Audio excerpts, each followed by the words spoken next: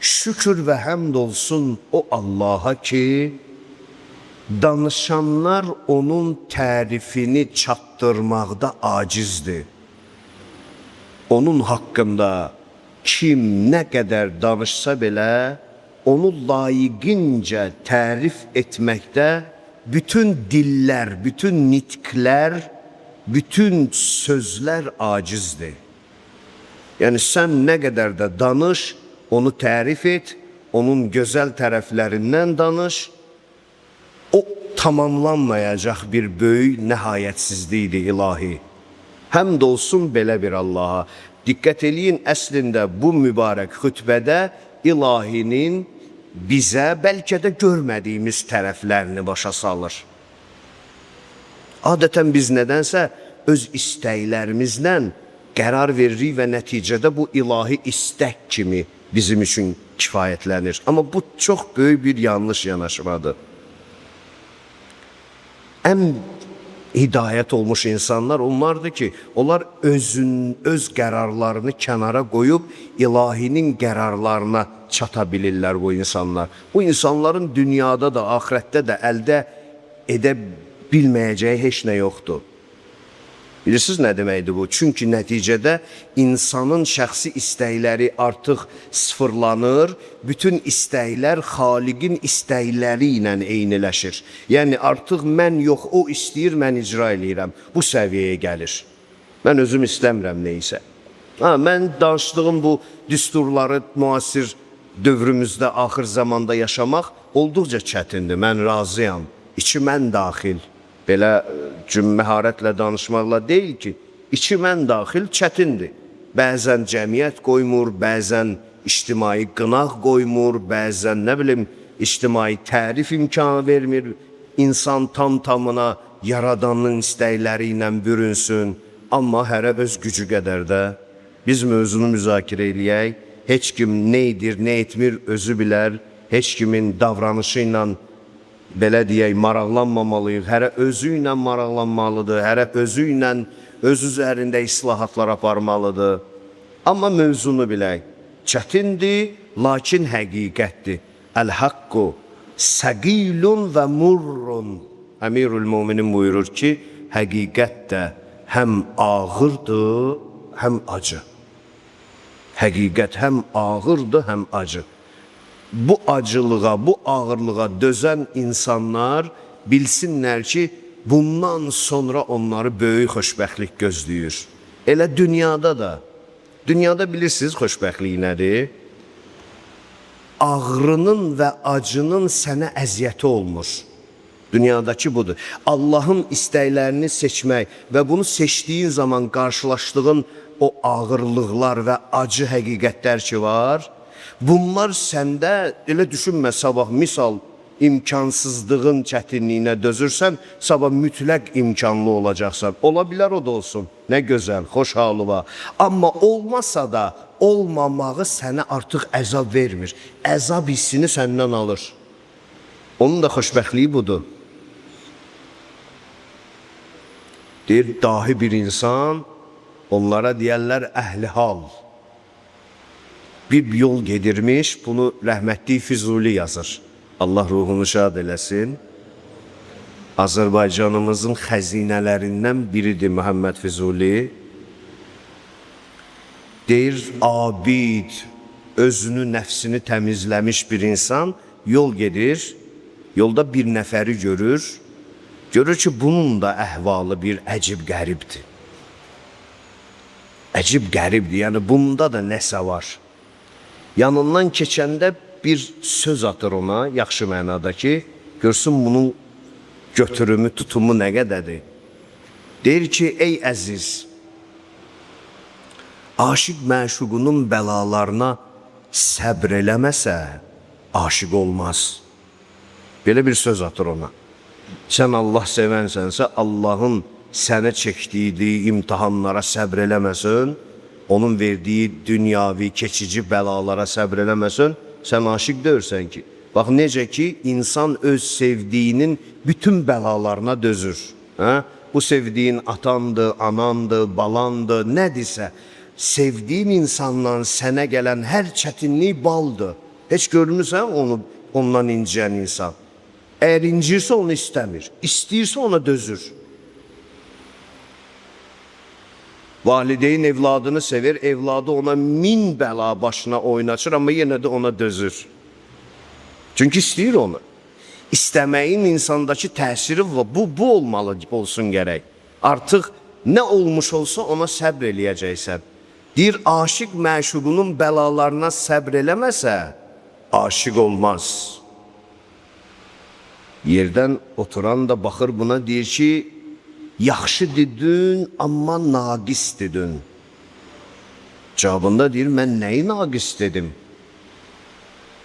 Deyir, onun əsli budur. Aşiq məşuqunun bəlalarından ləzzət almasa aşiq olmaz. Səbirdən də keçdi o yana. Səbri də öhdələdi, səbri də üstələdi. Nəinki səbr eləsə artıq ləzzət gəlir. Bax, Allahın dediklərini seçmək birinci, ikinci, üçüncü mərhələdə sənə əziyyət versə, amma daha sonraki mərhələlərdə sənə ləzzət verəcək. Bu da sənə ağırlığın verdiyi mükafatdır. Və sən çox güclü bir ruhiyyəyə malik olacaqsan. Və dünyanın heç bir vəziyyəti səndə çətinlik yaratmayacaq. Elə belə insan lazımdır da, belə bir kişi ilə dostluq eləməyə dəyər. Belə bir ruhiyyə sahibindən, adamın belə bir ruhiyyə sahibində atası olmağa dəyər. Adamın belə bir ruhiyyədə müəllimi, ustadı olmağına dəyər. Belə bir evlad yetişdirməyə dəyər. Çünki bu adam bildiyi nur parçasıdır ki, hər yana nurunu saçar. Aşiq məşuqunun bəlalarına səbr eləməsə, ləzzət almasa aşiq olmaz. Həzrət buyurur ki, bütün danışanları düzəsən bir yerə, heç biri uca Allahın tərifini, mədhini tamamlamaq qabiliyyətinə malik deyil. Bu sıradan insanlara da aiddir, təbii. Bunu peyğəmbərləri yıxsaq bir yerə onlar da bacarmaz, tam-tamına onlar da bacarmaz. Tam məsuliyyətlə deyirəm. 124 min peyğəmbəri hamısını bir yerə yıxsan ki, Allahın mədhində danışsınlar və o istənilən finiş xəttinə çatsınlar, imkansızdır. Mümkündür. Allaha yaraşan budur. Allahın Allahlığına yaraşan budur. Əgər onun bir finiş xətti olsaydı, da Allah olmazdı o. O da bir yaradılmış olardı ki, getdin, çatdın, tamamladın. Onun bir tamamı yoxdur. Əbədiyyət və nəhayətsizlik onun bu tərəfi ilə bağlanır bizi üçün. Ən ali hesab bilən insanları toplasan ki, onun nemətlərini sayıb tamamlasınlar, bu da imkansızdır əzizlər. Bu da imkansızdır, onu da tapa bilməzlər.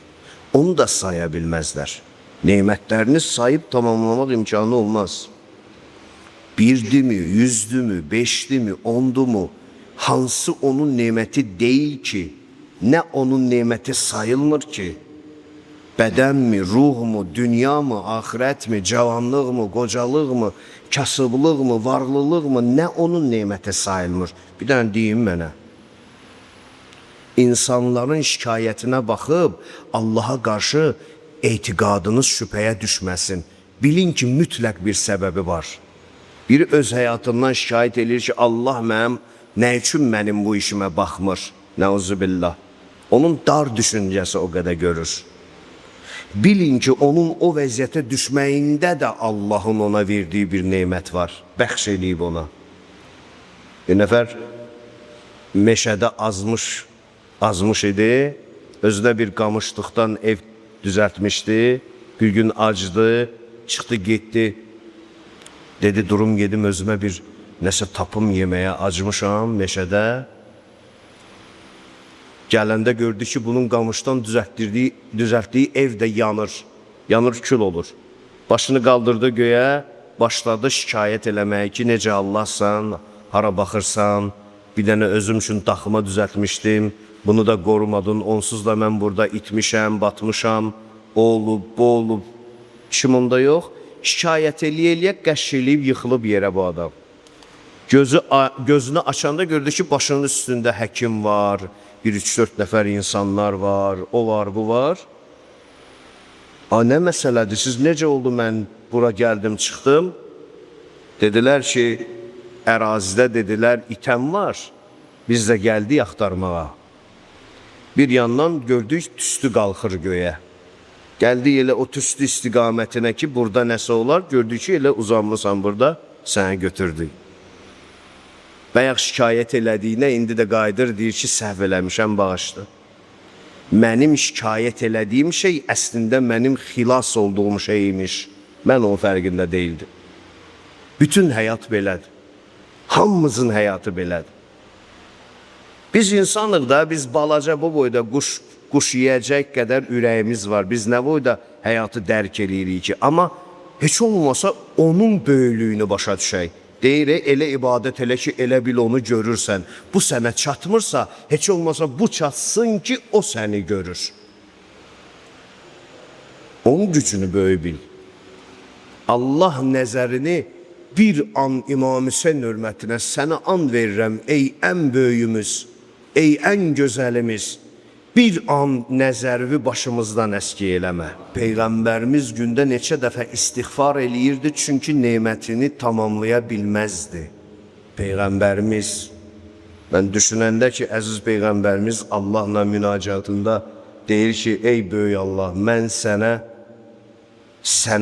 yaraşacaq qədər mən sənə ibadət eləyə bilmədim.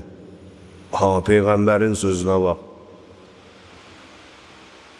Çünki Allah böyükdür. Çünki Allah ağıllara sığmayacaq qədər böyükdür. Biz onu dərk eləmirik. Onu bizə çatdıranın şəhadətidir, bax bu məclisin səbəbi və sahibi. İmam Hüseyin əleyhissalamın şəxsiyyəti o qədər böyük idi bizim üçün. Dərk etmək lazımdır ki, mən hansı məclisdə əyləşmişəm. Dərk etmək lazımdır. Nə qədər çalışıb əziyyət çəksəm də belə, Yaradanın haqqını əda eləmək imkansızdır, deyir Əmirül-Müminin əleyhissalam. Bu cümlələri mən ilahinin, yaradan qüvvənin özünə məxsus sifətləri timsalında sizinlə bölüşürəm.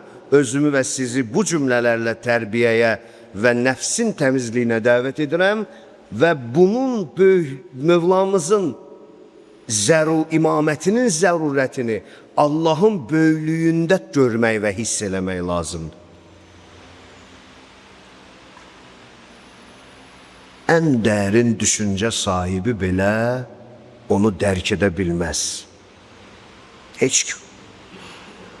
Nə qədər çox bir dərin düşüncən, ön görənliyin, qabaq görənliyin olsa da sənin insan, heç bir vaxtı o Allahın böyüklüyünü dərk edə bilməzsən. Leysə li sifətihi həddun məhdud. Çünki Yaradanın sifətinə xüsusi bir çərçivə, xüsusi bir sərhəd müəyyənləşməyib hələ. Hər şeyin bir sonu var Yaradandan başqa. Hər şey. Hər şey bir yerə qədərdir, bircə Yaradandan başqa. Elə bir sifət mövcud deyil ki, ora gedib çatasan və deyəsən ki, mən Yaradan haqqında nəhayəti, ən yüksəkliyi fəth elədim. Bu imkansızdır. Əmir-əl-Möminin Allahı bizə belə vəsf edir, bu cür dərslərlə tanıtdırır. Hələ onun tamamlaya biləcək kamil bir nümunə də yoxdur insan və varlıq aləminin içində. Gör, biz doğrudan hərdən düşündürəm, özümə deyirəm ki, zarafat eləyirsən, sən həyatından. Oyun oynayırsan, sən deyəsən həyatından. Bilirsən niyə? Çünki kimin qarşısında hesab verəcəyi anlamırsan ona görə. Dərk etmirsən ki, səni hesaba hansı qüvvə çəkəcək. Sən bunu anlamırsan elə. İnsan. Hələ bir dənə vaxt müəyyənləşə bilməz Allah üçün. Allaha vaxt təyin eləyəsən, müddət təyin eləyəsən. zaman təyin eləyəsən, imkansızdır. Əmir əl-Möminin ardıca buyurur ki, əvvəluddin mərifətuhu. Dinin də birinci pilləsi Allah tanımaqdır. Dinin də birinci pilləsi Allah tanımaq. Yəni din insanlara Allahın tanınması üçün gəlib. Belə bir hədisimiz var, qüdsi hədisdir. Kuntu kənzən məxfiyyən fəxələq fəəhbəbtu ən ərəfə. Mən deyir ilahi hədisi qüdsi budur ki, yəni Allahdan gələn cümlələrdir. Lakin Quran ayəsi deyil. Onlar da bir ilahi ayələr sayılır, qüdsi hədislərimiz, amma Quranın ayəsinin, yəni Quranın tərkib hissəsi deyil. Uca Peyğəmbərimiz mütəal Allahın adından bunu bizə deyir ki, Allah buyurub, mən gizli qalmış bir xəzinə kimiydim. Sevirdim ki, tanınım, tapılım və bütün yaratdıqlarımı məni tanıması və tapması üçün yaratmışam. Yəni həyat əslində onun özünün özünə olan məhəbbətinə görə dövr eləyir.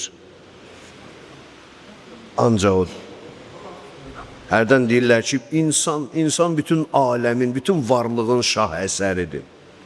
Şah əsəri ola bilmək gücünü daşıyır içində. Amma birbaşa, sıfırdan elə deyil. Elə ən şeytanı da insandır. Ən şeytanı da insandan çıxır. Çıxmır İmam Hüseyin əleyhissalamın başını kəsib nizəyə vurdular. Onu kim elədi? Mələklər elədi, nəuzubillah. Heyvanlar aləmi elədi, balıqlar elədi, uçanlar elədi. Kim elədi onu? İnsan evladı. Hər şeyi insan üçün yox, hər şeyi özü üçün yaradı. Hər şeyi özünün özünə olan məhəbbəti üçün dövr elətdirir. İnsan sadəcə bu kainatın, bu dövriyyənin bir hissəsidir, bir nöqtəsidir, bir payıdır. Əgər kamil surətdə qovuşa bilərsə Rəbbinə, o zaman şah əsər ola bilər insan. Nəfsi ilə avara qalan insan heç vaxt şah əsər ola bilməz.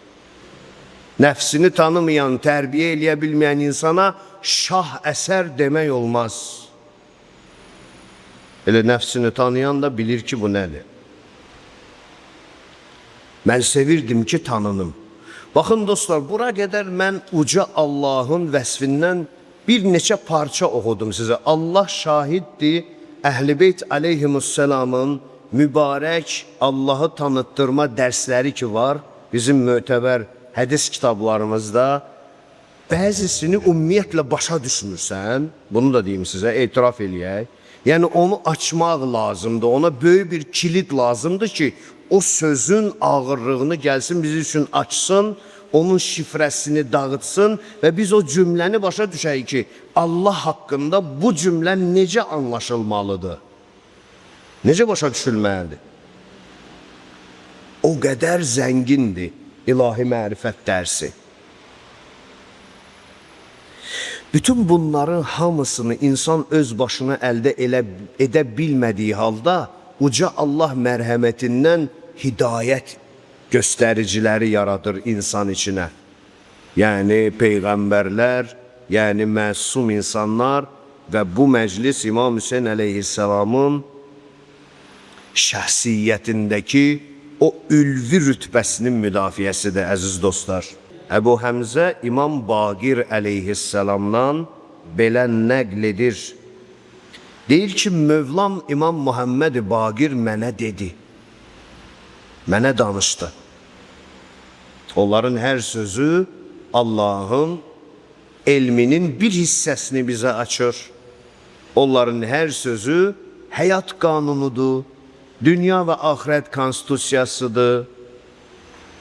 Yəni sən doğrudan da axirətə, hesaba, ölümdən sonra həyata inanırsansa, bu sözlər sənin sığortandır o biri tərəfdə ağrı və acı görməyəsən deyə.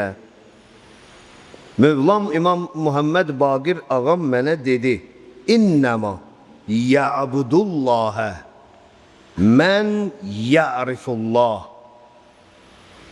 İnnəma ərəbcədən, yəni mənanı həsr edir. Yəni, ey Əbu Həmzə, Əbu Həmzəni çıxart, öz adını qoy ora. Öz adını qoy ora, ey filan kəs. Budur və bundan başqa bir şey deyil. O insan öz Allahına həqiqi ibadət etmiş sayılacaq ki, o insan həqiqətən Allahı tanımış sayılacaq. Onu ona məxsus sifətlərlə tanımış sayılacaq. Və mə xələqtul cinnə vəl-insə illə liyəbudun Quran ayəsidir. Biz insanları və cinləri ibadətdən başqa bir şey üçün yaratmadıq. Allah deyir, mən insanları və cinləri ibadətdən başqa bir şey üçün yaratmadım. Əmirül Müminin ağanın tələbəsi İbn Abbas deyir ki, soruşdum Mövladan, ibadətdən məqsəd nədir? Həzrət buyurdu ki, tanımaq. İlla liyərifun. Eynən bu mənadadır. İbadət, tanımaq ibadət. Biri namaz qılır, əli ayağı əyridirsə tanınır. Biri zəvvar olub Allah evinə, əli ayağı, dili sözü, gözü əyridirsə tanımır. Tanımaqdır ibadət, ibadətdir tanımaq. Amma düz sifətlərlə. Niyə buna belə möhtacıq biz? Çünki o yeganə addır ki, həqiqət olduğu qədər adından istifadə eləyib aldana bilərik. Tarix boyu insanları istismar ediblər Allah adıyla.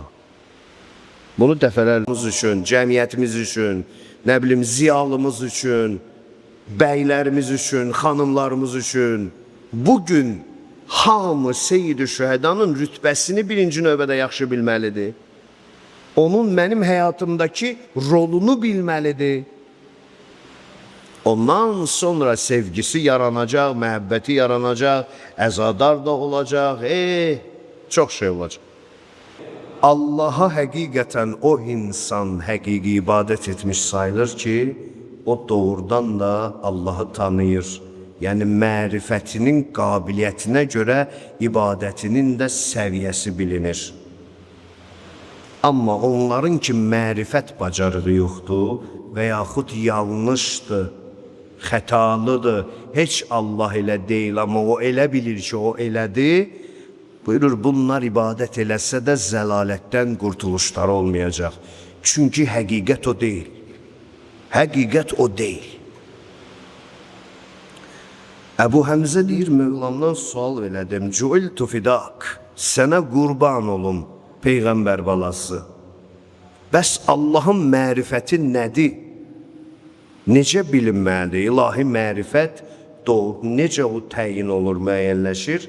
Həzrət buyurur ki, təsdiqullahi əzzə və cəll və təsdiqu rasulihi.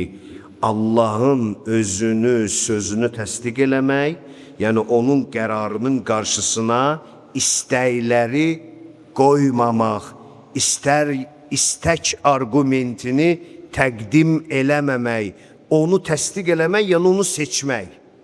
O düz bilib, o deyib, belə olsun, düz odur. Və onu seçmək üçün də Peyğəmbərinin qərarlarını təsdiq eləmək lazımdır. Və bir də Əmirül Müminin Mövlamızın vilayətinə bağlı olmaq lazımdır. Onların imamətinin qərarlarında insan özünü formalaşdırmalıdır. Və Allahı, Peyğəmbərini təyin etdiyi məsum höccətləri sevməyən, saymayan, müxalifət edən hər kim varsa ondan bəraət etməkdir. Bu cür tanınar, bu cür bilinər, bu cür təyin olunar uca Allaha gedən yol.